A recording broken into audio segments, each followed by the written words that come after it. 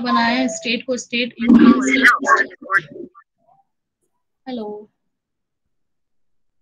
ठीक है। तो हम लोग ने क्या देखा था कि कॉन्स्टिट्यूशन के अंदर भी हमारी लिमिट्स डिफाइन है, ठीक है। पार्लियामेंट की under union list, state list, किसको कौन से कितने लिमिट्स में रहकर लॉज बनाने हैं, कॉन्करेंट लिस्ट के अंदर कौन कौन बना सकता है, किसका प्रिवेल करेगा, तो everything is mention under the constitution, ठीक है। तो उन्हीं लिमिट्स के अंदर हम लोग को क्या करना है, वर्क करना है, ठीक। तो ये कहीं ना कहीं it is a power of the court to keep the administrative, अभी हम यहाँ बात एडमिनिस्ट्रेटिव एक्ट्स की कर रहे हैं, पर जुडिशियल रिव्यू के अंदर और भी चीजें आती हैं, वो अभी हम पढ़ेंगे, ठीक है, धीमे धीमे। तो यहाँ पे power of the court to keep the administrative acts within the limit of law, जो यहाँ पे बात करनी है हमको लॉ के अंदर करनी है, ठीक है। क्योंकि जो भी सर्कमस्टेंसेस अब हम पढ़ के आ चुके हैं कि भाई इस पॉइंट पे आप क्या कर सकते हो, आप कोर्ट का जो डोर है वो खटखटा सकते हैं, ठीक है। अगर आपकी कोई, एट द सेम टाइम यहाँ पे एक और टर्म आ जाता है नेचुरल जस्टिस, जो हम लोग पढ़ के आ चुके हैं, जो थर्ड यूनिट है हमारी, कुछ बच्चों ने पढ़ी थी, ठीक है। उसकी बेसिस पर भी आप क्या कर सकते हो, यहाँ पे करवा सकते हो, ठीक है। तो ये कुछ पॉइंट्स ऐसे आ जाते हैं। तो कह सकते हो कि ये राइट है एक एग्रीव्ड सिटीजन की, किसके against, to challenge the wrongful act of administration, ठीक है। कोई भी एडमिनिस्ट्रेटिव एक्शन ऐसा किया गया है which is against the laws या फिर अगेंस्ट द कॉन्स्टिट्यूशनल प्रोविजंस, ठीक है, उसके अगेंस्ट हम यहाँ पे चैलेंज कर सकते हैं। तो यहाँ पे एक तरीके की हमारे पास रेमेडी या फिर रिलीफ कह लो आप, जो मिल रहा है वो आपकी कहीं ना कहीं जुडिशियल रिव्यू के फॉर्म में है, ठीक। तो आपका जो रास्ता गुजर रहा है, सबसे पहले आपको अपनी राइट्स पता होनी चाहिए, ठीक है। तो इसीलिए जब आपको राइट्स ही नहीं पता है तो आप कहाँ जाओगे। तो यहाँ पे कंट्रोल के अंदर हमने क्या क्या पढ़ा कि ये पर्टिकुलर चीजें हैं, अगर उनके अगेंस्ट कुछ होता है तो अब हम जा सकते हैं। अब जाने की बात आ गई, अब हम कहाँ जाएंगे, कहाँ जा रहे हैं अब हम लोग। अभी तक सिर्फ हमने पढ़ा है कि हमने राइट्स जान ली कि कोई भी एडमिनिस्ट्रेटिव बॉडी ये पर्टिकुलर एक्शंस लेती है, मॉडिफाइड इंटेंशन करती है, अनरीजनेबलनेस करती है, या फिर जो एनेबलिंग एक्ट है उसके अगेंस्ट कुछ बनाती है, या फिर जो सबऑर्डिनेट लेजिस्लेशन है वो इनेबलिंग एक्ट के अगेंस्ट बनाता है। इन सारी चीजों को अभी हमने देख लिया, हमारे सर्कमस्टेंसेस हमको पता चल गया कि कौन कौन से कंट्रोल है हमारे पास, सेफ गार्ड्स है, ठीक है। अब हम इसके साथ अपनी एक तरीके की अपनी नॉलेज को बढ़ाकर अब हम लोग वी आर मूविंग फॉरवर्ड, ठीक है। अब बात आ जाती है जो टर्म है that is judicial review. Judicial review क्या है, जुडिशियल रिव्यू अब पावर है, किसका पावर, एक तरीके का एक टर्म हो गया, ये एक पावर है कोर्ट्स के पास। कोर्ट्स के अंदर यहाँ पे कौन कौन आ गए, high court and supreme court, ठीक है। तो इन दोनों कोर्ट्स के पास ये पावर है टू एग्जामिन, किसके चीजों को एग्जामिन करना, किसके एक्शंस को, यहाँ पे हाँ बताओ किस किस के एक्शंस को। हम तो बहुत हम सीधे सीधे एडमिनिस्ट्रेशन की बात करते हैं क्योंकि हम ये पढ़ रहे हैं अपना डेलिकेटेड लेजिस्लेशन है ना, एडमिनिस्ट्रेटिव, तो हम लोग सीधे सीधे बोल देंगे एडमिनिस्ट्रेशन। तो यहाँ पे एक पॉइंट है दैट इज एडमिनिस्ट्रेटिव, ठीक है। जो हम पढ़ रहे हैं उसका एक सिंगल पॉइंट यहाँ पे एडमिनिस्ट्रेटिव लॉ है, समझ लो एडमिनिस्ट्रेटिव एक्शंस है। बाकी दो कौन है, लेजिस्लेटिव, एग्जीक्यूटिव एंड एग्जीक्यूटिव, ठीक है। अब यहाँ पे एग्जीक्यूटिव के अंदर जैसे कि प्रेसिडेंट के पास पावर है किसकी, पार्डन करने की, eight the same time governor के पास है ना, वो भी जुडिशियल रिव्यू के दायरे में आती है। एज सच कोई प्रोविजन मेंशन नहीं है कॉन्स्टिट्यूशन के अंदर, फिर भी थ्रू केस लॉज ये कहा गया है कि अगर पर्टिकुलर पॉइंट्स फुलफिल नहीं किए जाते हैं, ठीक है, जैसे कि हम यहाँ पे पढ़ते हुए आ रहे हैं, इतने सारे हम लोगों ने कंट्रोल पढ़ लिए, अगर कुछ पॉइंट्स को फुलफिल नहीं किया जा रहा है तब यहाँ पे ये स्टार्ट हो जाती है कोर्ट्स की पावर, ठीक है। एट द सेम टाइम अगर प्रेसिडेंट ने जो पार्डन वाली शक्ति का यूज करके अगर किसी को छोड़ा है, ठीक है, और जो पर्टिकुलर पॉइंट्स हैं वो कंसिडर नहीं किए हैं, ठीक, तो यहाँ पे क्या हो जाएगा, यहाँ पे जुडिशियल रिव्यू की जो पावर है वो कोर्ट्स के पास आ जाएगी, उसको आप चैलेंज कर सकते हो। ठीक है, तो ये भी कहीं ना कहीं both 72 and 161 subject to judicial review. ठीक है, क्योंकि जुडिशियल रिव्यू क्या है, basic structure of the constitution है। याद है सबको, कोई केस लो याद है? मैम गोलकनाथ का केशवानंद केस था। भारती का इंदिरा केस है, गांधी वाला मैम। और इंदिरा गांधी का भी है मैम। इंदिरा गांधी वर्सेस राजनारायण का केस। इंदिरा गांधी वर्सेस राजनारायण। ठीक है, और जो अपना केशवानंद भारती में उसको ये बोला गया basic structure of the constitution को क्या नहीं कर सकते हैं। इंदिरा गांधी वर्सेस राजनारायण में जुडिशियल रिव्यू को कंसिडर किया गया है as a basic structure of the constitution. ठीक है, ये जी याद जी मैम। रखिएगा। ठीक, तो यहाँ पे जिस केस को हम लोग को मेंशन करना है that is Indira Gandhi versus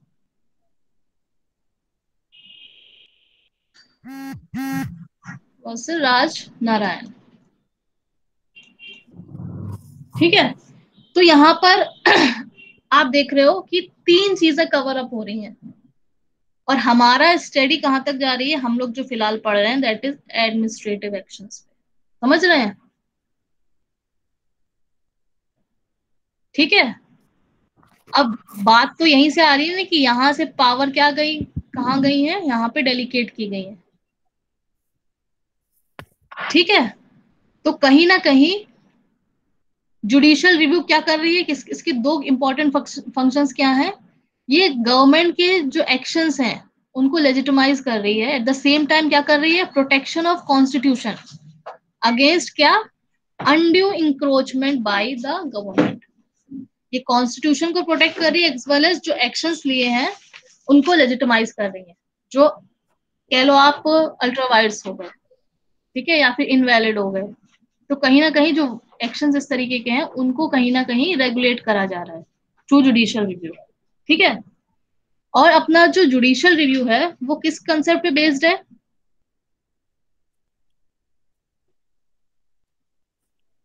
basic judicial structure.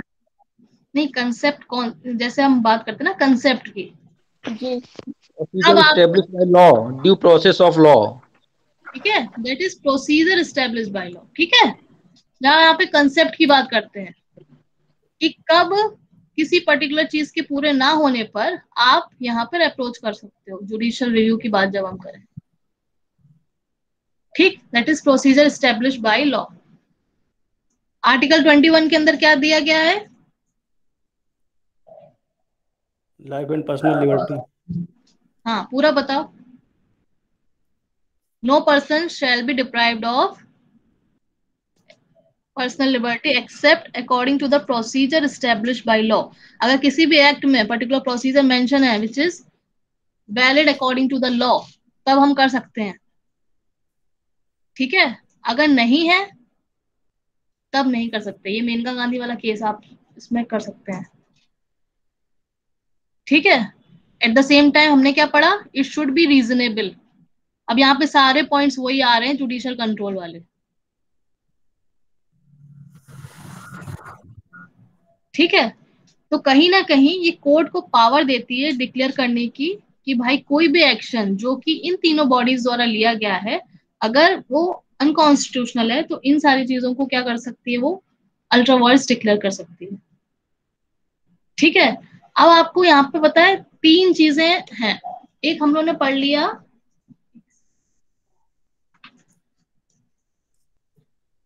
Judicial control, फिर हम लोग इसके थ्रू आगे बढ़े, ये हमने पढ़ लिया यहाँ पे कौन कौन से सर्कमस्टेंसेस हैं। अब हम कहाँ पहुंचेंगे, जुडिशियल रिव्यू पे पहुंचे हम लोग। उसके बाद जुडिशियल रिव्यू के बाद भी कुछ चीजें आती हैं। अब ये कौन सी चीजें होंगी बताइए,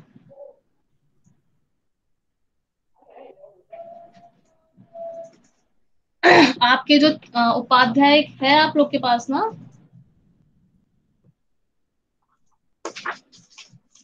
उपाध्याय है ना बहुतों के पास, इसमें जुडिशियल, हाँ बताइए,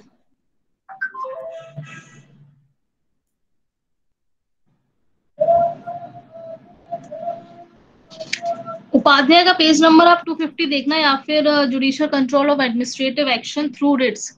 तो यहाँ मैम पे पेज नंबर, हाँ पेज नंबर मैम बता दीजिए कितना पेज नंबर? 250। आपका कौन सा एडिशन है ये तो नहीं पता। मैम 250। मेरा 11th एडिशन है, ठीक है। तो अब किसके थ्रू? रिट्स के थ्रू, ठीक है। यहाँ पे क्या होगा, ये पूरी हमारी साइकिल जा रही है। पहले हमने सर्कमस्टेंसेस पढ़ लिए, हमारे पास जो रेमेडी है जुडिशियल रिव्यू की, ठीक। थ्रू उसके अंदर भी यहाँ पे फर्दर इन डिटेल हम देख रहे हैं कौन सी रिट हमको यहाँ पे क्या करनी है, किस रिट के थ्रू लेके आना है। ये तो सबको पता ही होगा, जी मैम। ठीक है। दैट इज मैंडेमस वगैरह जो ये चलती हैं, that is more common in case of administrative bodies के अगेंस्ट, ठीक है। तो यहाँ पे कुछ रिट्स हैं जो हम लोग कल पढ़ेंगे इन डिटेल, पर आज सिर्फ जनरल पढ़ रहे हैं। ये हमारी साइकिल है, इसके थ्रू हम चल रहे हैं। यहाँ पे हमने सर्कमस्टेंसेस देख लिए थे लास्ट क्लास में, what all the circumstances under which हमको कंट्रोल रखना है, ठीक है। फिर हमने देखा कि जुडिशियल रिव्यू ऑफ डेलिकेटेड लेजिस्लेशन। अब यहाँ बात आ जाती है कि ऐसी कौन सी पावर है कोर्ट्स की जिसके थ्रू हम ये एक्शन को, कह सकते हो आप, चैलेंज कर सकते हैं, ठीक है। फिर उस at the same time writs भी सीन में आ जाता है, क्योंकि इनके थ्रू भी क्या हो सकता है, हम एडमिनिस्ट्रेटिव जो जुडिशियल कंट्रोल है ऑफ एडमिनिस्ट्रेटिव एक्शन, इनको हम चैलेंज कर सकते हैं थ्रू रिट्स। ये एक तरीके का आप कह लो सब पॉइंट्स हैं, ठीक। अब हम लोग देख लेते हैं कि हम लोग ने ये तो देख लिया कि पावर हो गई इनकी, judicial review is the power of the court action लेने की कौन कौन सी चीजों पे, कोई भी लेजिस्लेटिव काम पे, कोई भी एक्सिक्यूटिव वर्क पे, एंड कोई भी एडमिनिस्ट्रेटिव वर्क पे, विच इज अल्ट्रा वायर्स, ठीक है। अब हम लोग देखते हैं और आगे पढ़ते हैं constitutional provisions of judicial review. अब आप लोग को कुछ प्रोविजंस ऐसे हैं जो याद हो, जहां जहां आप देखते हो कि जुडिशियल रिव्यू के बारे में कहीं भी लाइट दी गई है, बस किया जा रहा है।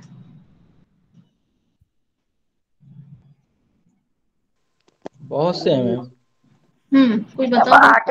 आर्टिकल 13 है, 32 है, 132, 226, 227। ठीक है। तो ये सारी चीजें जो आप लोग बोल रहे हो, जैसे कि आर्टिकल 13, ठीक है। आर्टिकल आपने बोला ये एक तरीके का प्रोसीजर हो गया, ठीक है। 226। हाँ, ये हाई कोर्ट, और उसमें हम एक तरीके प्रोसीजर इसके थ्रू हम जा रहे हैं। आर्टिकल 245, ये भी हम पढ़ते हुए आ रहे हैं एडमिनिस्ट्रेटिव, जब हम बॉडीज की बात कर रहे थे, एक्शंस की बात कर रहे थे, याद है, पार्लियामेंट्री कंट्रोल में। 227। हाँ, आर्टिकल 131 टू 136, मैम 227 पे है। कितना बोल रही हो? 137 भी रहेगा मैम। हाँ, वो 137 भी आएगा मैम। हाँ, बहुत सारे। मैम डिस्ट्रिक्ट कोर्ट्स के ऊपर जो सुपरिटेंडेंस होता है ना, हाई कोर्ट्स वगैरह का, वो भी तो आएगा ना मैम फिर उसमें। हाँ, आर्टिकल बताओ क्या बोल रही थी? 226 मैम, 226 आएगा। 227। ओके, तो अभी हम यहाँ पर देख रहे हैं आर्टिकल 13, आर्टिकल 32, 226, ये 226, 227, आर्टिकल 131, 136 तक ये, और आर्टिकल 137। 32 वॉइस नहीं आ रही आपकी क्लियर मैम। 227 कैसे आ गया मैम? ये मैम 6 आएगा, 7 नहीं है मैम। एक सेकंड, वो अभी देख लेंगे। दीक्षा श्रीवास्तव कौन सा बोल रही थी आप? नहीं, दीक्षा शुक्ला बोल रही थी ना कोई आर्टिकल। मैम 226 है मैम आर्टिकल इसमें, और एक आर्टिकल 32 है। वो तो लिख लिया। मैंने तो 227 बोला है।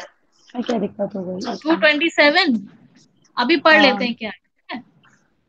तो आपका आर्टिकल 13 हो गया, जो ये कुछ प्रोविजंस हैं which supports the process of judicial review, ठीक है। क्योंकि डायरेक्टली आपको मेंशन नहीं किया गया है, बट इन प्रोविजंस के थ्रू कहीं ना कहीं ये इम्प्लाइड तरीके से डले हुए हैं, ठीक है, जहां पे जुडिशियल रिव्यू कह सकते हो आप सपोर्ट कर रहा है, ठीक है। तो यहाँ पे 13 क्या कर रहा है article, declares that any law which contravenes any of the provision of fundamental rights shall be void. तो फंडामेंटल राइट्स के अगेंस्ट होगा दैट विल बी वॉइड, ठीक है। तो यहाँ पे हम लोग इसलिए ये पढ़ रहे हैं क्योंकि कहीं ना कहीं ये सारी चीजें हम लोग पढ़ते हुए आ रहे हैं, अभी जो हम लोग ने डिस्कस किया था अपने कंट्रोल्स, हम लोग पढ़ना स्टार्ट हुए थे, ठीक है। तो वहां पे हम लोग ने, आपने देखा होगा ये स्लाइड आई थिंक,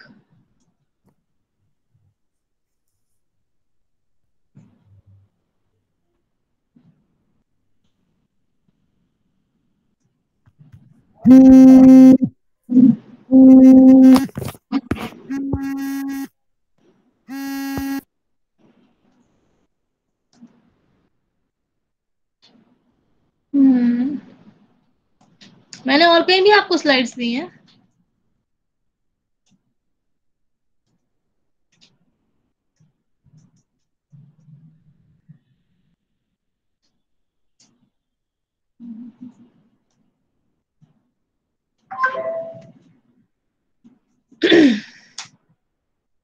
ठीक है, तो यहाँ पे आप देख रहे हो the subordinate legislation violating the constitution, judicial control का जो सेकंड पॉइंट था, याद है सबको?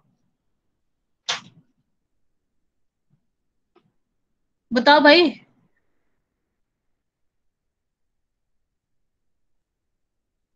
Hello hello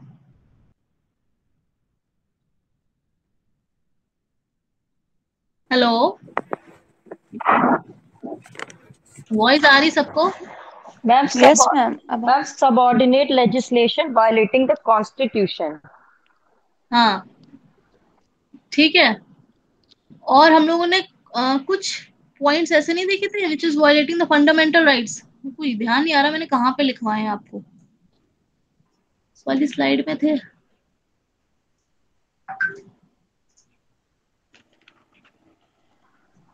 ma'am fundamental rights में तो भाई अनरीजनेबलनेस आ जाएगा ना वाला। हाँ मैंने कहीं आर्टिकल मेंशन 14। करवाया था आपको, लिखवाया था यहाँ पे, क्योंकि कहीं ना कहीं जब वायलेटिंग द कॉन्स्टिट्यूशन आप कर रहे हो तो मेन यहाँ पे आपका जो पार्ट स्ट्राइक करता है वो फंडामेंटल राइट्स का ही है, ठीक है। एट द सेम टाइम आपका 245 वगैरह आ जाते हैं, ठीक, कि भाई आपकी जो जोन्स हैं वो डिसाइडेड हैं पार्लियामेंट लेजिस्लेशन के, कि उनको जो सेंट्रल में स्टेट में किस हद तक लॉज बनाने हैं, on which terms and conditions, ठीक है, अपनी जो लिमिट्स हैं वो डिफाइन है। तो यहाँ पे इसलिए भी आ जाता है कि स्टेट के पास ये कहीं ना कहीं state that the power of both parliament and the state legislation subject किसके हैं, subject to the provisions of the constitution, ठीक है। तो घूम फिर के हमको किसको वायलेट नहीं करना है, किसके प्रोविजंस को, कॉन्स्टिट्यूशन के, ठीक। और यहाँ पे कुछ जगह जैसे आप ये अनरीजनेबल मॉडिफाइड कर लो, कहीं ना कहीं इम्प्लाइड वे में जो आपके फंडामेंटल राइट्स हैं वो कहीं ना कहीं एक तरीके से यहाँ पे इनबिल्ट है, ठीक है, कि आप वो भी प्रोसेस में चल रहे हैं, क्योंकि यहाँ पे आप देख रहे हो ये 2 पॉइंट्स यहाँ पे सीधे सीधे आपके इनडायरेक्टली मेंशन हो रहे हो। आपने जितने भी केस लॉज देखे हैं वहां पे स्ट्राइक यहाँ पे क्या किया था, 14, कुछ ना कुछ फंडामेंटल राइट्स यहाँ पे वायलेट हो रहे थे, देखा था आपने? Yes ma'am. ठीक है। अब यहाँ पे ये देखो, disregard of the prescribed procedure. अब प्रोसीजर की जब हम बात करते हैं तब भी कहीं ना कहीं कौन सा आ जाता है,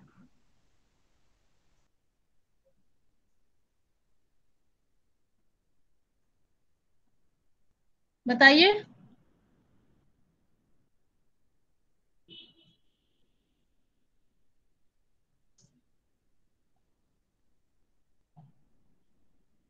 बताओ भाई, अविनाश, शिव, बताइए।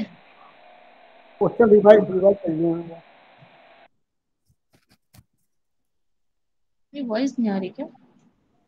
मैम रिवाइज कर दीजिए मैम, समझ में नहीं आया मैम।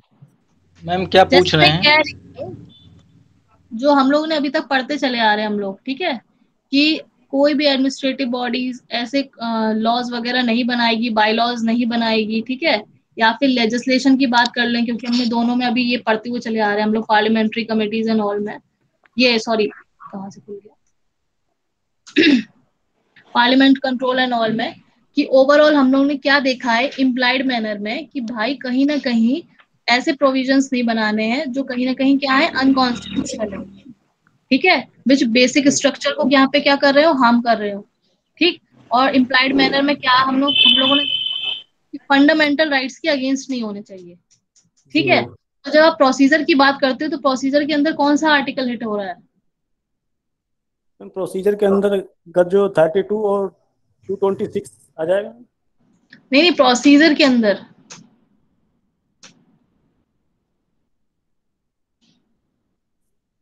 आर्टिकल 14। 14 कैसे होगा बताओ भाई। मैम आर्टिकल 13, हाँ आर्टिकल 13 एंड 372 को अगर रिलेट कर ले मैम तो शायद बन सकता है।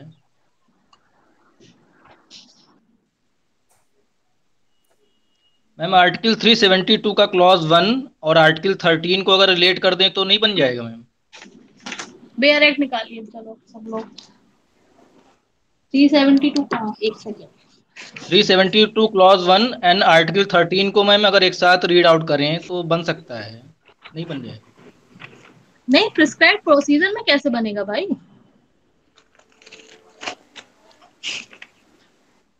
मैम जो अगर आप किसी प्री पर्टिकुलर कॉन्स्टिट्यूशन प्रोसीजर, हाँ, लेगिस्लेशन है उनको भी ऐड ऑन कर लिया जाए और जो बाद में आए हैं वो भी, तो आएगा नहीं मैम? आपका आंसर नहीं समझ पा रहे हैं हम क्या बोल रहे हैं।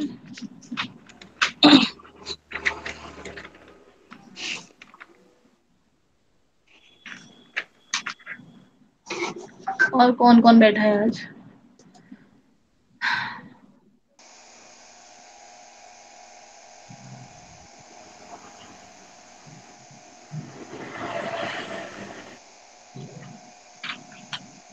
कौन सा आर्टिकल बताया था? मैम 372 का क्लॉज 1। एक second.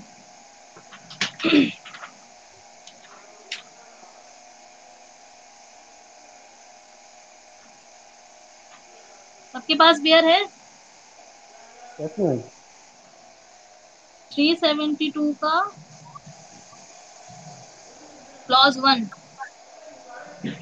notwithstanding the repeal of this constitution of the enactment referred in Article 395, but subject to the other provision of this constitution, all laws in force and territory of India before the commencement of this constitution shall continue in force।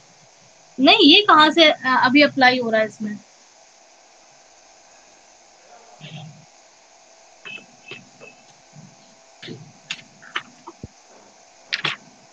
ये किस manner में आप apply करवाने की बात कर रहे हो? Yes ma'am. ये किस मैनर में आप अप्लाई करवाने की बात कर रहे हो इसमें, जुडिशियल रिव्यू मैम में? प्री कॉन्स्टिट्यूशन लेगिस्लेशन के में pre and judicial review of first है द वो, तो प्री। फिर तो वो वही जो हम लोगों ने जो थ्योरीज पढ़ते हुए हम चले आ रहे हैं कि अगर कोई पर्टिकुलर पार्ट है कॉन्स्टिट्यूशन अगर कॉन्स्टिट्यूशन के अगेंस्ट है तो वो डिक्लेयर हो जाएगा अल्ट्रा वायर्स इनवैलिड, ठीक है। Yes ma'am. वो सारी थ्योरीज यस जो हम पढ़ते चले आ रहे हैं वो तो यस सब मैम। अप्लाई हो ही जाएंगी, ठीक। अगर पर्टिकुलर प्रोसीजर आप फॉलो नहीं करते हो, ठीक है, और which was established by law, तो वहां पे इनवैलिड डिक्लेयर हो जाएगा, आपका अल्ट्रा वायर्स हो जाएगा। तब आपका एक यहाँ पे जुडिशियल रिव्यू का एक आप तरीके की रेमेडी आपकी यहाँ पे लाइव हो जाएगी, ठीक है।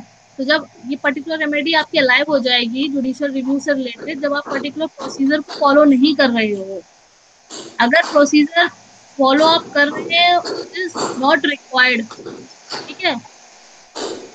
वॉइस आ रही, किसका स्पीकर बंद करो। प्रमोद जी जी स्पीकर बंद, जी माइक ऑफ कर लीजिए, जी बंद कर माइक ऑफ कर जी लीजिएगा। हाँ ओके, ठीक है। तो हम आर्टिकल 21 जब हम देखते हैं तब क्या पढ़ते हैं? और मेनका गांधी के केस में क्या मेंशन है? Procedure establish by law ma'am. है ना? अगर प्रोसीजर एस्टेब्लिश बाय लॉ है और आपकी जो लिबर्टी है उसको कहीं ना कहीं आपसे मतलब आपको अधिकार को रोका जा रहा है एक तरीके आपकी फंडामेंटल राइट्स को, तो उसमें आप चैलेंज कर पाओगे according to the procedure establish by law? Diksha बताओ, कर पाओगे आप?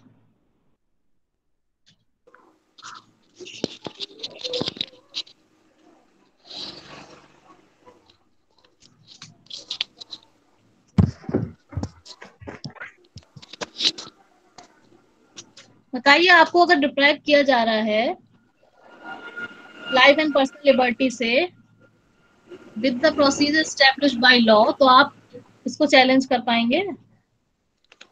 यस मैम कर पाएंगे। यस मैम कर पाएंगे।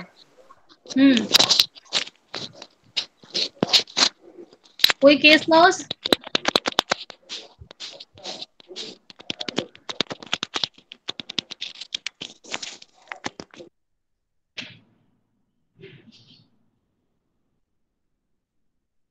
अब ये वाला क्वेश्चन जो है आपका, जितने भी सारे लोग बैठे हैं, कि क्या यहाँ पे सीधे सीधे आर्टिकल 21 में दिया गया है, no person shall be deprived of life and personal liberty except according to the procedure establish by law.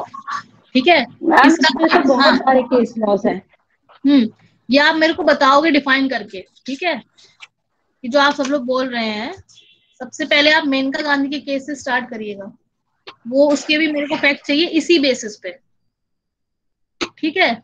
कि आप बताओगे कि भाई अगर कोई particular procedure which is establish by law follow किया जा रहा है और आपको डिप्राइव किया जा रहा है of your life and personal liberty, तब क्या आप उसको चैलेंज कर पाएंगे?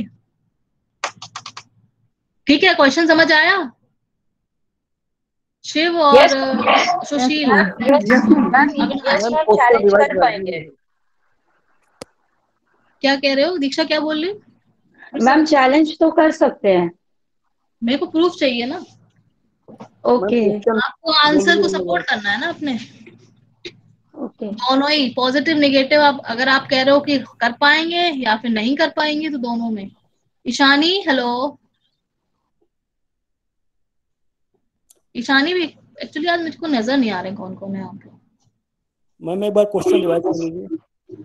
जो आर्टिकल 21 है, ठीक है, उसमें दिया गया है किसी भी पर्सन को, हिंदी में किसी के पास हिंदी वेयर एक्ट है?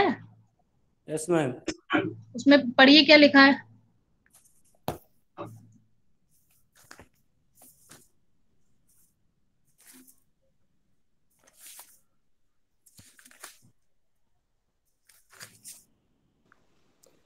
किसी व्यक्ति को स्वतंत्रता का संरक्षण किसी भी व्यक्ति को उसके प्राण या दैहिक स्वतंत्रता से विधि द्वारा स्थापित प्रक्रिया के अनुसार ही वंचित किया जाएगा, अन्यथा नहीं। ठीक है। अब मैम इसमें जो है, मैम इसमें जो है केसेस शुरू हुए थे मेनका गांधी से, तो वहां से just fair and reasonable procedure शुरू हुआ था कि जो भी लॉज बनेंगे तो जस्ट फेयर और रीजनेबल होनी चाहिए। तो इसी बेसिस पे फिर बहुत सारे केसेस आते गए, जैसे हुसैनारा खातून का है, फ्री लीगल एड आया, परमानेंट कटारा का है, ठीक है मैम। ऐसे फिर बहुत सारे केसेस आते गए, ठीक है, अपना प्रिवेसी वाला आ गया। तो ऐसे जस्ट फेयर एंड रीजनेबल के थ्रू मेनका गांधी से फिर जो है नया कॉन्सेप्ट जो ऐड हुआ, फिर ऐसे हमें फिर बहुत सारे राइट्स मिलते गए मैम। वो तो चलो मिलते गए, ठीक है, वो हम लोग को सबको हम लोग पता है, ठीक है, कि हमारा क्या ये कौन कौन से केस लॉ लैंडमार्क जजमेंट्स हैं इन रिलेशन टू दिस। और जो मेन जो कॉन्स्टिट्यूशन की आपकी जो लाइन बोल रही है, ठीक है, कि नो पर्सन, यहाँ पे एक पहले ही नेगेटिव वर्ड डाल दिया गया है, ठीक है, कि no person shall be deprived of his life and और personal liberty except according to the procedure established by law. अब यहाँ पे जो टर्म बीच में डाला गया है एक्सेप्ट, ठीक है, उसके ऊपर आपको रिसर्च करनी है। Okay ma'am. ठीक है, तो आप जब मेनका गांधी केस आप डिटेल में पढ़ोगे तो आपको आंसर वहीं मिल जाएगा। Okay ma'am. ठीक है, अविनाश वगैरह सब लोग, शिव और सुशील, मोद जी, ठीक है। Yes Yes, ma'am. उसका आंसर जरा ढूंढो। देखो हम लोग को मेनका गांधी का इतने दिनों से हम लोग पढ़ते आ रहे हैं, जस्ट फेयर एंड रीजनेबल, ठीक है।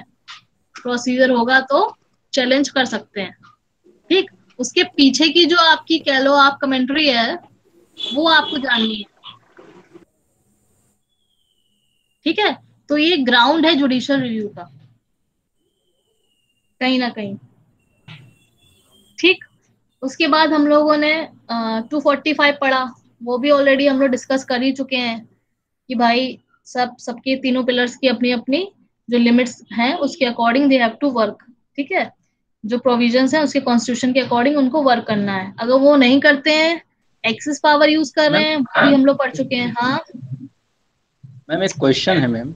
हाँ मैम आर्टिकल 21 की अगर बात करें हम लोग, article 21 does not specifically prescribe any quality of और स्टैंडर्ड फॉर द प्रोसीजर।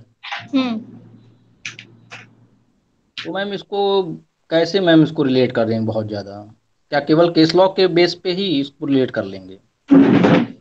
देखो जब हम जुडिशियल रिव्यू की बात करते हैं तो कहीं ना कहीं कह लो ये जुडिशियल एक्टिविज्म है। मैम एक क्वेश्चन और भी है मैम, क्योंकि मैम सुप्रीम कोर्ट का हम लोग क्रिटिसाइज नहीं कर सकते हैं पब्लिक प्लेस पे आकर के, तो कहीं ना कहीं जब ये जजमेंट आया था ना मैम, तो मेरे पॉइंट ऑफ व्यू से तो ये जजमेंट ही गलत था मैम। ये जजमेंट आना ही नहीं चाहिए था मेनका गांधी के केस में, तो आपने क्योंकि वो जजमेंट आ गया मैम और किसी ने उसको क्रिटिसाइज भी नहीं किया, तो वो बनता चला जा रहा है, बनता चला गया, और यहीं से जुडिशियल एक्टिविज्म का एक कॉन्सेप्ट निकल के आ गया। आज और आप कहीं ना कहीं फिर आर्टिकल 14, 19 और 21 को एक साथ ले आकर के एक नया ही ट्रेंड चालू हो गया। तो ऐसे बहुत सारे लोग हैं जो इसके जुडिशियल एक्टिविज्म के खिलाफ हैं, उनके मानने के हिसाब से कि जुडिशरी मैं भी खिलाफ हूँ इसके, ये होना ही नहीं चाहिए मैम। ये कहीं ना कहीं मैम लेजिस्लेचर की पावर को अपने मतलब एक तरीके से उसको ओवर रूल उसको सरपास करने की कोशिश करते हैं और खुद वहाँ लेजिस्लेचर बन करके और कानून बनाने का करने लगते हैं। पर एक बात ये भी तो देखो, आप दोनों पॉइंट से देखो ना। जैसे कि आप एकदम कंप्लीटली अगेंस्ट हो गए, ठीक है, तो कहीं कहीं आपको लगता नहीं कि चेक की जरूरत है? जब ये लेजिस्लेशन अपना काम नहीं करेंगे तो उनका काम कौन करेगा? और कोई ऐसा केस लो आपके सामने आ जाता है मैम, वही तो क्वेश्चन है मैम। विशाखा केस के जजमेंट को कितने साल हो गए मैम? सुप्रीम कोर्ट ने गाइडलाइन दे रखी थी, डीके बसु की गाइडलाइन दे रखी है, फिर भी मैम कोर्ट ने कभी भी आज तक कंडेम्प्ट ऑफ कोर्ट का मैटर क्यों नहीं उठाया? आज तक उठाना चाहिए ना, पार्लियामेंट को एक्ट बना करके लागू कराना चाहिए था, लेकिन आज तक नहीं हुआ। तो ये डीके बसु की गाइडलाइन वैसे ही चली आ रही है, विशाखा केस की गाइडलाइंस वैसे ही चली आ रही है। जो गाइडलाइन जैसी हैं वो अगले कोर्ट केस लॉ में अगर उस तरीके का कुछ आता है तो वो इम्प्लाई कर देते हैं, ठीक है, उसमें डाल देते हैं कि भाई on the basis of that particular, ठीक है, बहुत सारे ओवररूल कर दिए जाते हैं, ठीक। अब ये जब कोई आपने लॉज बनाए नहीं है, ठीक है, लेजिस्लेशन द्वारा बनाए नहीं गए हैं भाई लॉज, तो यहाँ पे क्या किया जाएगा? उनको यही तो क्या कहा जाएगा कि आप इस पर्टिकुलर मैटर में देखिए कुछ ऐसा लॉ लेके आइए जो इम्प्लीमेंट किया जाए अच्छी तरीके से, ठीक है। ये तो कंटेम्प्ट ऑफ कोर्ट का मैटर नहीं बन गया। कोर्ट ने कोई चीज की गाइडलाइन दिया, उसको किसी ने फॉलो नहीं किया, तो कहीं ना कहीं तो कंटेम्प्ट ऑफ कोर्ट का मैटर बन गया ना। ये बिल्कुल अगर बन गया है तो उसके लिए सुप्रीम कोर्ट जो नेक्स्ट केस होंगे उसमें तो फॉलो करेंगे वो भाई। वो अपनी गाइडलाइंस जो उनके जो एज सच रख दिया गया, आप ये बताओ, माना कि उससे रिलेटेड कोई लॉज वगैरह नहीं बनाए गए, ठीक है, बट उस पर्टिकुलर जजमेंट में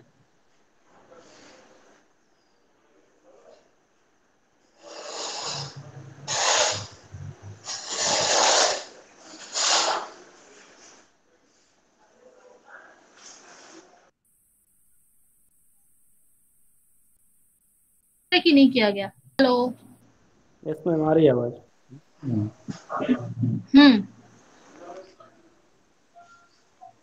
जब तक कोई एक्ट नहीं बनता है, जो गाइडलाइन जारी की जाती है तो वो प्रिवेल करती है। और बन जाता है। बताओ।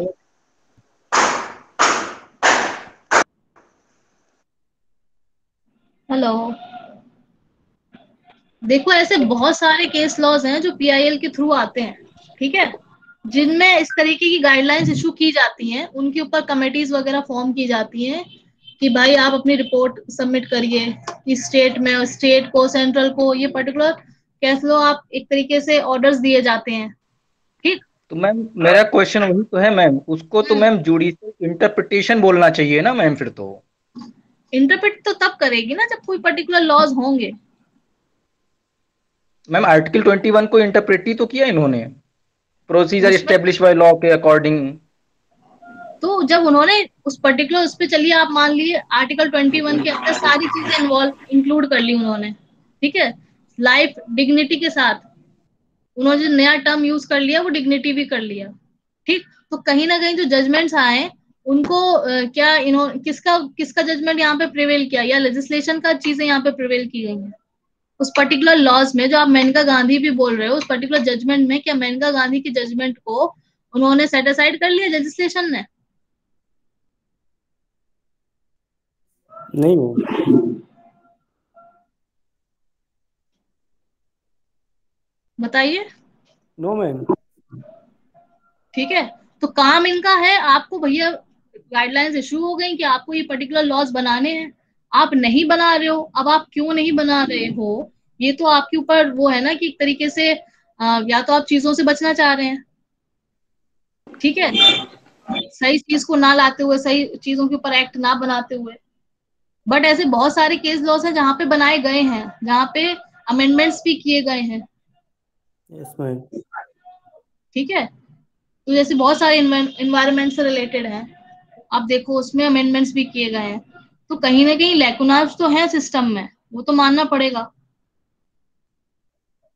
बट आप जैसे बोल रहे हो ना कि ये जुडिशियल रिव्यू है, जुडिशियल एक्टिविज्म, एक बहुत साइड होती है, पॉजिटिव भी होती है, निगेटिव भी होती है। तो इसके बहुत सारे पॉजिटिव इफेक्ट भी हैं और निगेटिव भी हैं। अगर एकदम ही आप ऐसे छोड़ दिया जाए किसी भी चीज को कि भाई जुडिशरी ने भी छोड़ दिया अपना काम करना, कि आपके ऊपर है, आप बनाइए, और केस को वहां पे पेंडिंग डाल दिया, तो फिर क्या होएगा? ये काम हमारा नहीं है। तो मैम तो वही आ गई ना मैम कि पब्लिक लॉ चलेगा या पब्लिक इंटरेस्ट लॉ चलेंगे। भाई 21st सेंचुरी में पब्लिक इंटरेस्ट के ऊपर ही चलेंगे, मैम जहाँ बेसिकली पे ऐसा भी है कि जो भी लार्ज सेक्शन ऑफ पीपल के जो इंटरेस्ट हैं वो अफेक्ट हो रहे होंगे, तो ऑब्वियस सी बात है वही चलेंगे, है ना। ओके। पीआईएल जो मेन कंसेप्ट है वो आप इसका एग्जाम्पल है बेस्ट, ठीक है। Yes ma'am. तो हम लोग कहाँ पे थे?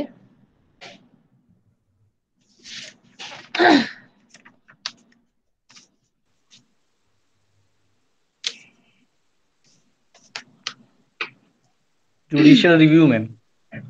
जुडिशियल रिव्यू पे थे हम लोग। तो हम लोगों ने एक आपका 21 वाला जो है क्वेश्चन वो आप जरा देखना, ठीक है। एट द सेम टाइम जो आपके अभी क्वेरीज थी relating to contempt of court, और आपने जो मेनका गांधी वाला, सब लोग सुन रहे हैं यस जो मैम। अविनाश ने बोला against the judgement of Maneka Gandhi case, ठीक है, उसमें जरा आप सर्च करके आइएगा क्या पॉजिटिव पॉइंट्स हैं, क्या निगेटिव पॉइंट्स हैं, ठीक है। और ऐसे केस लॉस जहाँ पे इनके अकॉर्डिंग उनको लगता है it is a contempt of court कि लॉज नहीं बनाए गए, ठीक है, उनकी गाइडलाइंस को फॉलो नहीं किया गया, वो ऐसे केस लॉ जरा देख के आना, ठीक है। कोर्ट तो वो होता है जब ऑर्डर की अवहेलना करता है। हाँ, तो कहीं ना कहीं ये है ना कि आपको ऑर्डर दिया गया कि पर्टिकुलर लॉज बनाने का, यही तो बोल रहे थे ना अविनाश, आपका क्वेश्चन यही था ना। नहीं तो उन्होंने मैम जो गाइडलाइंस दी उनका उल्लंघन थोड़ी ना किया है, वो तो एक्ट नहीं बनाया, उनको रिस्पॉन्सिबिलिटी दी गई है मैम। और तो कंटेम्प्ट ऑफ यही कोर्ट जो होता है, हम ये बोल रहे हैं कि अगर आपने कोई पर्टिकुलर गाइडलाइंस दी है तो उस पर्टिकुलर केस लॉ में उसको उसके अकॉर्डिंग उसको अप्लाई कर दिया गया, ठीक है। बट यहाँ पे अब ड्यूटी किसकी आ जाती थी? लेजिस्लेशन की, उन गाइडलाइंस को फर्दर इम्प्लीमेंट करके कोई केस वो आप लॉज वगैरह बनाते, ठीक है। अगर कोई पर्टिकुलर केस में ऐसा नहीं हुआ है तो वहां पे क्या, किस तरीके का कह लो आप, ये एक तरीके से फेलियर है, ठीक है, जी जो मैम। अविनाश का क्वेश्चन था यही था ना अविनाश आपका, यस मैम। है ना?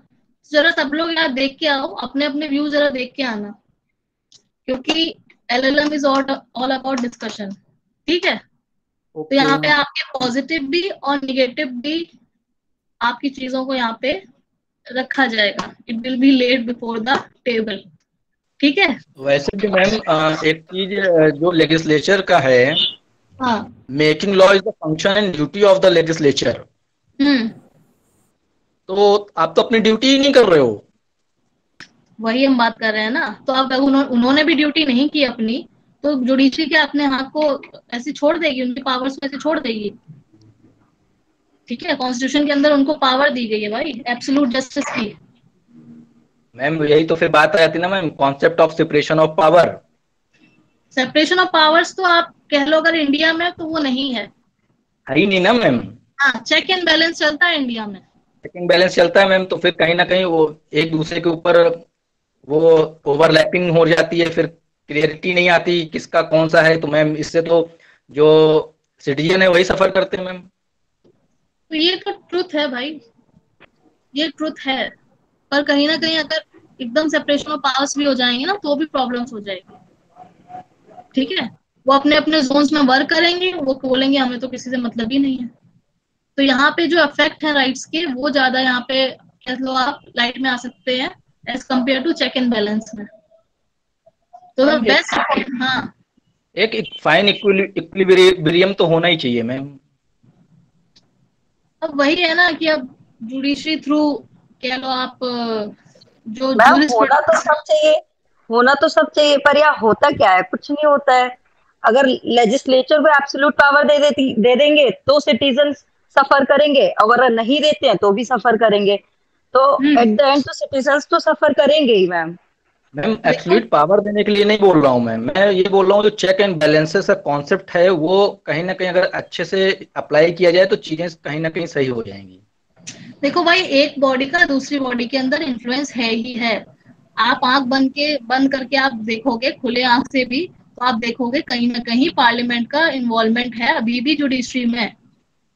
ये this is the truth. Yes ma'am. Yes ma'am, yes ma'am, this is the truth. आप देखोगे, बोलना नहीं चाहिए, कितने सारे आपके चीफ जस्टिस हैं, लास्ट डे ऑफ रिटायरमेंट कितने बड़े बड़े जजमेंट्स आ जाते हैं, देखिए आपने? यस मैम, सालों से और आप उसके बाद मैम रिटायरमेंट के बाद मैम वो मेंबर ऑफ पार्लियामेंट भी बन जाते हैं। पार्लियामेंट बन जाते हैं। रंजन गोगोई। ठीक है, तो ये भाई क्या है ना? तो आप कुछ भी कर सकते हैं।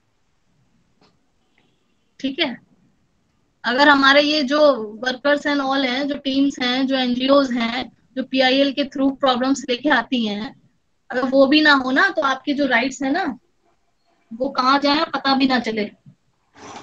क्योंकि सच में देखा जाए तो हम लोग ऐसे ही बैठे रहते हैं लॉ की बुक्स के साथ। ठीक है, यस मैम, फील्ड वर्क हम लोग कुछ नहीं करते, ना ही किसी की राइट्स को प्रोटेक्ट कर रहे हैं, ना ही अपनी राइट्स को प्रोटेक्ट कर रहे हैं। डेली हम लोग की राइट्स का इन्फ्रिंजमेंट होता है।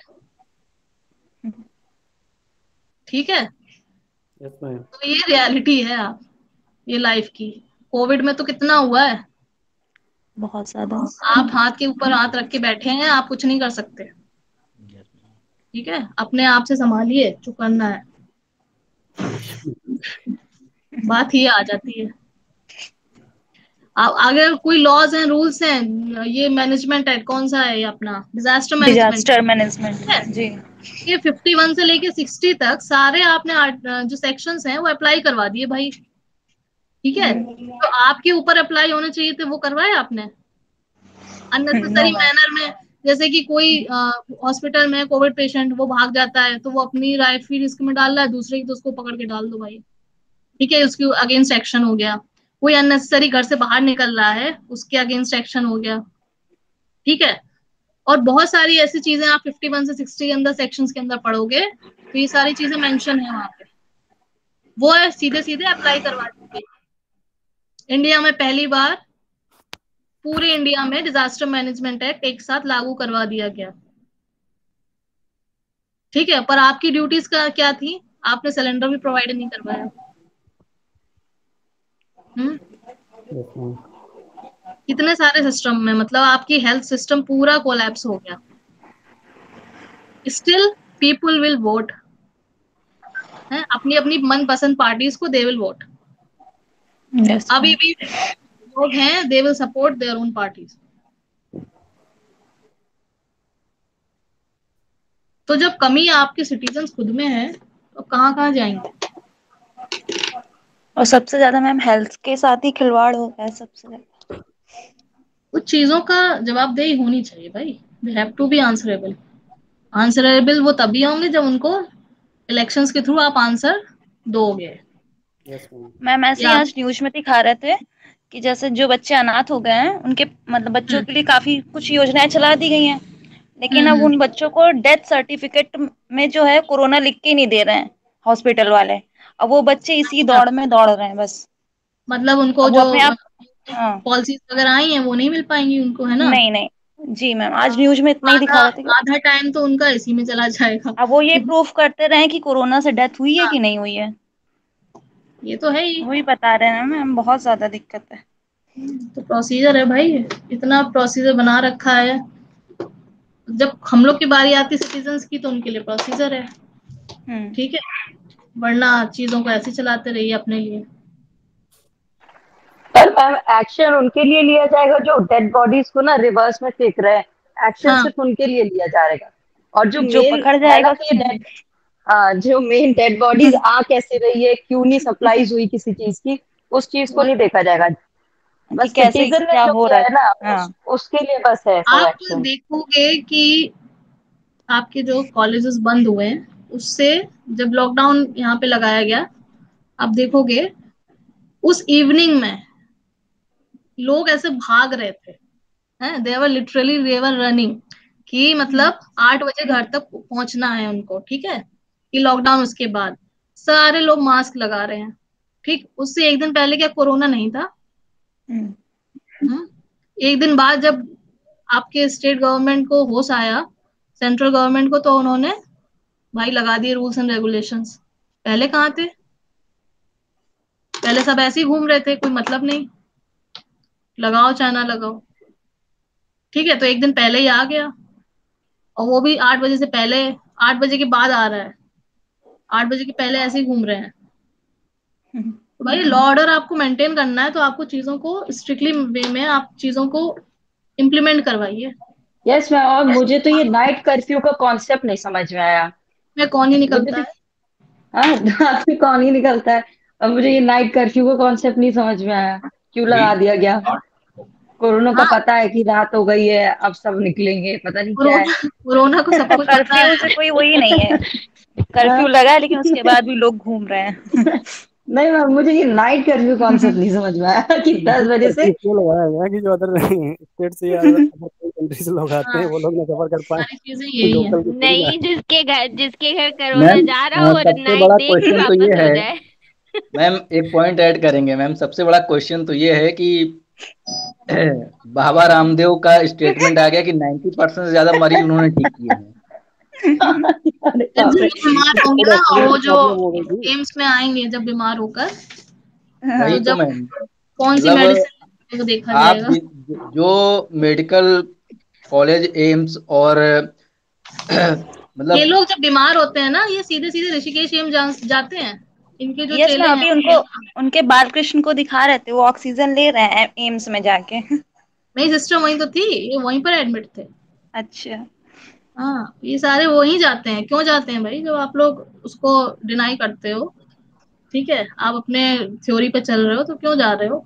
और वो ये एक लोग और ये भूल जाते हैं कि जब रेजिडेंस की कॉल होती है एक बार की तो 36 घंटे की ड्यूटी लगातार करता है,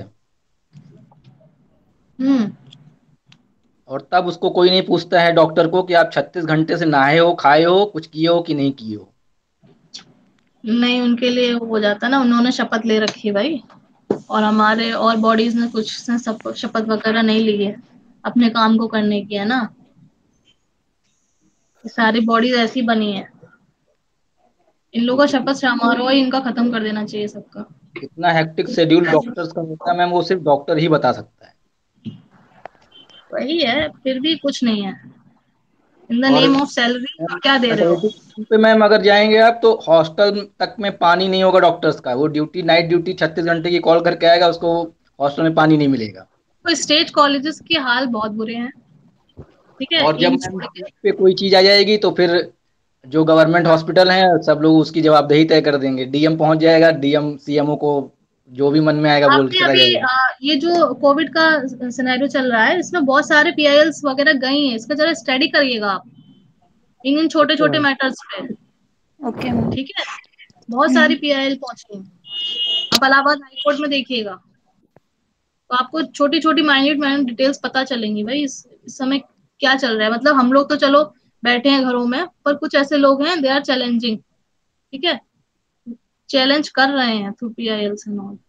चैलेंज तो होगा ही मैम। डॉक्टर्स जो जिन डॉक्टर्स की कोविड में ड्यूटी लगी थी, जो एसआर थे, जो एमडी के स्टूडेंट थे, एमबीबीएस लास्ट ईयर के स्टूडेंट थे, उनकी भी ड्यूटी लगा दी, उनमें से कई लोग मर गए। अब मैम वो यही है। मैम मेरे तो लास्ट ईयर एमबीबीएस वाले 3 फ्रेंड्स हैं, तो वो तीनों पॉजिटिव निकले थे। और लिटरली एक तो इतनी बीमार रही है, बहुत बीमार रही है मैम। वो राम मनोहर लोहिया दिल्ली में थी, बहुत बीमार रही है वो। उनका इलाज के लिए मतलब सोचिए आप, उन डॉक्टर्स को बेड नहीं मिल रहा, उन डॉक्टर्स को ऑक्सीजन नहीं मिल रही। ऐसे इशू आया तो था, उनके पेरेंट्स को नहीं मिल रही है, और जो ब्यूरोक्रेट्स एंड ऑल ये जो मेंबर्स उनको हैं मिल जा रहा है। मिनिस्टर्स हैं, उनको बेड मिल रहा है, पर उसके पेरेंट्स वगैरह को, उनकी फैमिली मेंबर्स को नहीं मिल रहा। ये सारी चीजें हैं, आप वीआईपी ट्रीटमेंट इक्वली ट्रीट नहीं कर रहे हो, ये सीधे सीधे आपके क्या कर रहे हो, 14 का वायलेशन कर रहे हो, है ना। ये सारी चीजें कोरोना क्या ये लैब ओरिजिनेटेड ये विषाणु है, वायरस है क्या? क्या क्या लैब ओरिजिनेटेड?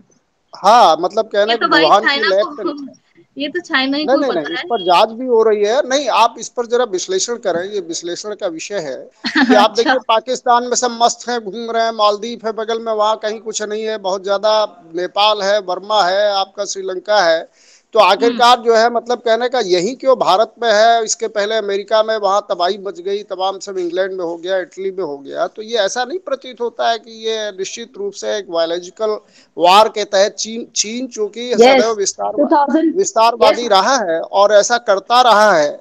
अभी देखिए उसने मार्स पर अपना जो है वो भेज दिया है ना, वहाँ सब खुशी है, सब कहीं कुछ नहीं है, इकोनॉमी बढ़ रही है, बाकी देश जो है परेशान है। तो ये ऐसा नहीं प्रतीत होता है, अगर इसको एनालाइज करें कि ये है क्या आखिरकार। इसके पहले हमारे पिताजी जब थे तो बताते थे कि एक बार प्लेग फैला, तो प्लेग में निश्चित स्थान पर कुछ लोग चूहों से प्रभावित हुए, तो उनको गिल्टी हुई, और इसके बाद ये हुआ कि भाई ये गांव छोड़ दो और अलग रहो जंगल में। तो जंगल में इसलिए रखा गया कि चूहे चूंकि थे, उनके संपर्क में खाना पीने की चीज आ जाती थी, उसी से वो जो है विषाणु पैदा होकर के प्लेग के शिकार हो जाते थे। तो ये ऐसा नहीं लगता है, हम सब लोग जो है मतलब कहने का बुद्धिजीवी हैं कि ये एक ये जो है लैब ओरिजिनेटेड मैन मेड है वायरस है। हाँ, ऐसा नहीं लगता है, इसकी संभावना नहीं है क्या? आप एक चीज देखोगे, आपने देखा होगा जब फर्स्ट वाली जो ये मतलब 2020 वाला जो कोविड था, हाँ, जो हम लोग लॉकडाउन था, तो आप देखोगे व्हाट्सएप मैसेज और फेसबुक मैसेज पूरा फिल थे कि भाई चाइना चाइना चाइना, ठीक है, चाइना ने किया। और भी आप एक चीज नोटिस करेंगे कि इसमें अभी जो वेव आई है उसमें ऐसा कुछ भी ज्यादा डिस्कशन नहीं चल रहा है। नहीं, वो तो है अमेरिका ने जो वो उन्होंने कहा है। यस मैम, अब डिस्कशन नहीं हो रहा है जो लास्ट टाइम चाइना से रिलेटेड नहीं हो रहा है। हाँ, डिस्कशन इस बार नहीं हो रहा है। पिछली बार तो काफी विरोध हो रहा था मैम। 2015 में मतलब मैंने ऐसे कुछ न्यूज आर्टिकल्स पढ़े थे, तो उसमें दिखाया जा रहा था कि ऑस्ट्रेलिया में किसी न्यूज़पेपर में निकला भी हुआ है कि 2015 से ही उसने शुरू कर दिया था ये वेपन वाला, बायोलॉजिकल वेपन वाला। तो ये बायोलॉजिकल और केमिकल वेपन का अब युग है। पहले तीर कमान था, बंदूक आई, तोप आई, तो के बाद बम आए, हाइड्रोजन, नापाम और तमाम एटम आए, है ना। अब तो बायोलॉजिकल हो गया, जान भी नहीं पाओगे, अपना जो है उन्होंने यूज कर दिया और तो परेशान हो गए सबके। कुछ भी कह सकते हैं, आपके पास जब तक फुल प्रूफ नहीं है ना, तो एजुकेटेड पर्सन आप कुछ कह नहीं सकते। जैसे वही रामदेव वाला हो जाएगा। हाँ हाँ मैम बट कुछ कंट्रीज में इसके प्रूफ्स भी है। जैसे मैंने ऑस्ट्रेलिया का न्यूज़पेपर रेफर एक मतलब आर्टिकल में उसमें निकला हुआ था, मुझे एज सच अभी हेडलाइंस याद नहीं है, तो कुछ थे वहां पे साइंटिस्ट थे या मतलब कोई भी डॉक्टर्स, ऐसे कुछ उसमें मेंशन भी था कि 2015 से इन्होंने ये वॉर का शुरू कर दिया था, करते करते हाँ करते ये 2019 में फिर एंड से बहुत ज्यादा हो गया। तो ये हाँ इसको ना वर्ल्ड वॉर 3 का नाम दिया जा रहा था हाँ इसको। हाँ, ये हाँ 2020 वाला जो था कोविड, उसमें बिल्कुल ये हाईलाइटेड मतलब एक इशू था, ठीक है, यस कि मैम। हर जगह चाइना चाइना। बट अभी आपने देखा कि इंसान को चाइना की होश भी नहीं है, चाइना कहाँ गया, ठीक है, हाँ गेम में हाँ इतना वो हो गया। अब कुछ कंट्रीज ऐसी हैं जिन्होंने भाई डेवलप्ड है ऑलरेडी, कि उन्होंने वैक्सीनेशन एंड ऑल के थ्रू चीजों को कंट्रोल कर लिया। और सेकेंड वेव जो आई थी वहां पर, जैसे बहुत सारे मेरे फ्रेंड्स भी बाहर हैं, तो उस लेवल पे नहीं, मतलब जितना यहाँ पर है। पर जापान यहाँ में मैंने जो देखा, मतलब सुना है, जो मेरे फ्रेंड्स वगैरह है, वहां पे भी स्थिति बहुत खराब थी। जी पर अभी क्योंकि हमने तो न्यूज देखी नहीं उस 1-1.5 महीने, ठीक है, हाँ हाँ अपने आप को ठीक रखना था उस समय। सबसे पहले तो मेंटली इतने वीक हो जी गए थे सब। हाँ तो जब सभी बिल्कुल जापान हो में, जो जाता मैंने थ्रू मेरी फ्रेंड के थ्रू पता चला कि वहां पे भी कंडीशन बहुत ही पैथेटिक थी, जी जी जी स्टिल लॉकडाउन नहीं था वहां पर। हाँ हाँ यहाँ अरे पे नाइट पाकिस्तान में कुछ नहीं हुआ, वो सब मुल्ले हाँ, मौलवी तमाम सब घूम रहे हैं, घूमते रहे 2020 में और सब करते रहे, कहीं कुछ नहीं हुआ वहां। तो कहाँ तमाम कोई तबाही नहीं और बची, वो कहीं जो कुछ नहीं। वैक्सीनेशन वगैरह है उसका स्लॉट भी नवंबर दिसंबर में मिलेगा। हाँ बताइए, सब कहीं कुछ नहीं। तो ये तमाम से अच्छा, और जो कोविशील्ड वगैरह इसमें है क्या, वही चमगादड़ का वायरस है? तो ऐसा नहीं तमाम शंका है कि चमगादड़ से तुमने वायरस निकाला, उसका जो है बायोलॉजिकल वेपन तैयार किया? और उसमें ये भी अब मैं पढ़ रहा था कि उसमें जो उसके 2-3 वैज्ञानिक बीमार हो गए, और जो WHO की टीम गई उसको सही ढंग से उसका जो है इंस्पेक्शन नहीं करने दिया। इसके बाद जो है तमाम सब सारी बातें हैं। तो ये तमाम शंका को जन्म देती हैं कि कहीं ना कहीं कोई बड़ा खेल प्रतीत होता है। तो ये वही जी है, जब तक ऑथेंटिक सोर्सेज नहीं मिल सकते ना, हाँ ना ना ना बिल्कुल तो एविडेंस जब आप तक नहीं है, कमेंट नहीं कर सकते। नहीं कर सकते। बीइंग हाँ ए तो लॉ स्टूडेंट, हम सब लोग तो ऑब्वियस सी जी बात है, हमारी ड्यूटी बनती जी है जी ना। जी जी जी, हम लोग कमेंट तो इस तरीके से कर ही नहीं सकते कि भाई किसका ना हाथ नहीं कर सकते। है ना। जी बस हम लोग को यही है कि जी हमारी जो गवर्नमेंट की ड्यूटी बनती है, वो आज जी जवाबदेही है कि कैसे उनको अपने जी सिटीजन को प्रोटेक्ट करना। हाँ बिल्कुल, मेन तो यही तरीके है। के जी जो भी डिजास्टर हैं, जो आएंगे जी फ्यूचर में भी आएंगे, ठीक हाँ है। हाँ लोग पानी बिल्कुल बहुत वेस्ट कर रहे हैं, तो किसी दिन पानी की और कमी होगी कि एक गिलास भी नहीं हाँ मिलने वाला। हाँ बिल्कुल बिल्कुल। पेयजल जो है वो पाटेबल पानी बहुत कम होता जा रहा है, जमीन के नीचे वही भी। और जी जी वो जी अभी, पर फिर भी आप इतना कोविड आने के बाद भी जो इंसान नहीं सुधरा, वो जिंदगी में कभी नहीं सुधरेगा।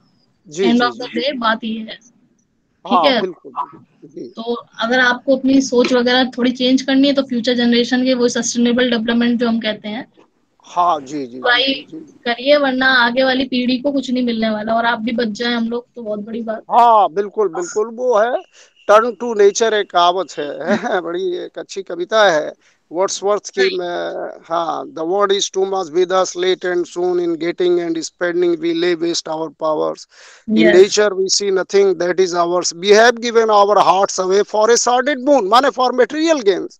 सॉर्डेड बून मीन्स मटेरियल गेन्स। वो कहाँ रहते हैं, क्या जाता है आपके साथ? अच्छी सोच सही होनी बात है, चाहिए, परोपकार का वही भाव साथ होनी में चाहिए। जाएगी। जी जी जी बस वही है। सही बात है। सही कह रहे हैं।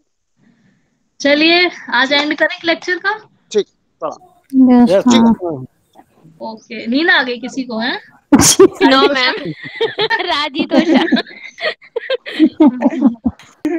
चलिए ठीक है। Okay ma'am, thank you ma'am. है सर, थैंक यू मैम। बुला लिया तुमने। थैंक्स। Thank you ma'am. हाँ, ओके, बाय।